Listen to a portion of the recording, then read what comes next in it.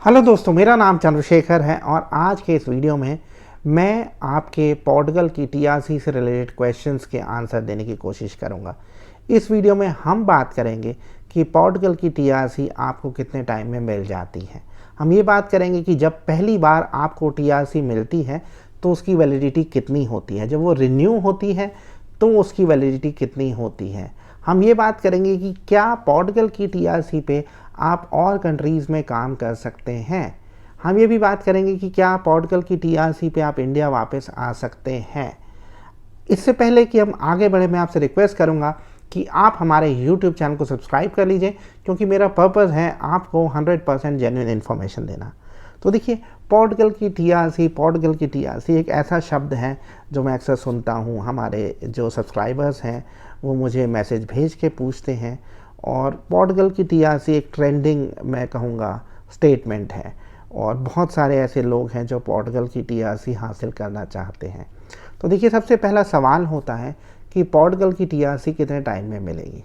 देखिए, अगर आप पोर्टुगल जा रहे हैं डी वीज़ा पे या ई वीज़ा पे, तो आपको पोर्टुगल की टीआरसी, जैसे आप वहाँ पहुँचे, बेसिकली होता क्या है कि आपके पासपोर्ट पे वीज़ा का स्टिकर होता है। तो उसके बेसिस पे आप सैफ के ऑफिस में जाएंगे, जो सैफ यानी जो इमिग्रेशन डिपार्टमेंट है वहाँ का। और वहाँ पे जाने के बाद आपको जो आपका टेम्परेरी रेजिडेंस कार्ड है वो बेसिकली मैं कहूँगा कि 2 से 4 महीने में मिल जाता है। और पहली बार जो आपको टेम्परेरी रेजिडेंस कार्ड मिलता है उसकी वैलिडिटी चीज़ों पे डिपेंड करती है कि आप कितने टाइम के लिए पोर्टुगल में, सपोज़ करिए आप 1 साल के कोर्स के लिए हैं तो 1 साल होगी, अगर आप ज़्यादा लंबे समय के लिए हैं तो 2 साल होगी। आम तौर पे जो पहली बार टीआरसी मिलता है आपको, उसकी वैलिडिटी, अगर जैसे सपोज़ करिए आप वर्क परमिट पे गए हैं और वो इंडेफिनिट वर्क परमिट है, या आप अपने टूरिस्ट वीज़ा को कन्वर्ट कर रहे हैं टीआरसी में, तो वो 2 साल का हो सकता है।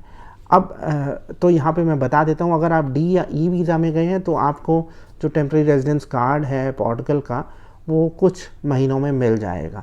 लेकिन अगर आप टूरिस्ट वीज़ा पे गए हैं और आपने अपना मैनिफेस्टेशन ऑफ इंटरेस्ट कर दिया है या फाइल लॉक कर दी है, तो उसके बेसिस पे आपको टीआरसी मिलने में आज की डेट में 2 से 3 साल का समय लग सकता है।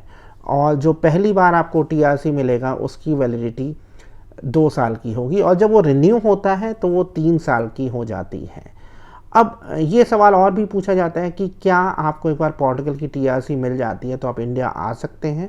जी हाँ, आप इंडिया आ जा सकते हैं, लेकिन अगर आपका गोल है पोर्टुगल में पीआर हासिल करने का, तो मेरा रिकमेंडेशन है कि आप इंडिया में साल में 3 महीने से ज़्यादा मत रुकिए।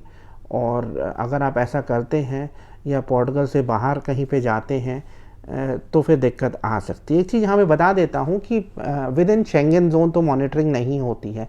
यानी फॉर एग्जांपल आप पोर्टुगल से जर्मनी जा रहे हैं, फ्रांस जा रहे हैं, स्विट्ज़रलैंड जा रहे हैं, तो आपका पासपोर्ट स्टैम्प नहीं होगा। तो कई बारी ये पता करने का तरीका कि आप पोर्टुगल में थे या पोर्टुगल से बाहर किसी और शेंगन कंट्री में थे वो नहीं होता है। लेकिन ये रिकमेंडेड है कि आप 3 महीने से ज़्यादा पोर्टुगल से बाहर ना बिताएं। अब एक बार आपके पास पोर्टुगल की टीआरसी मिल जाती है तो आप बेसिकली और शेंगन जोन कंट्रीज़ में 180 दिन में से 90 दिन रह सकते हैं, लेकिन आप काम नहीं कर सकते हैं। आप पोर्टुगल की टीआरसी के बेसिस पे और कंट्री में काम नहीं कर सकते हैं। मैं रिपीट कर दूं, आप विज़िट कर सकते हैं, आप बिज़नेस मीटिंग्स के लिए जाते हैं, लेकिन आप काम नहीं कर सकते हैं। मुझे ऐसा पता चला है कि कुछ लोग काम करते हैं, वो लीगल नहीं है, तो प्रॉब्लम्स क्रिएट हो सकती हैं। तो पोर्टुगल की टीआरसी पे आप किसी और शेंगन जोन कंट्री में नहीं काम कर सकते हैं।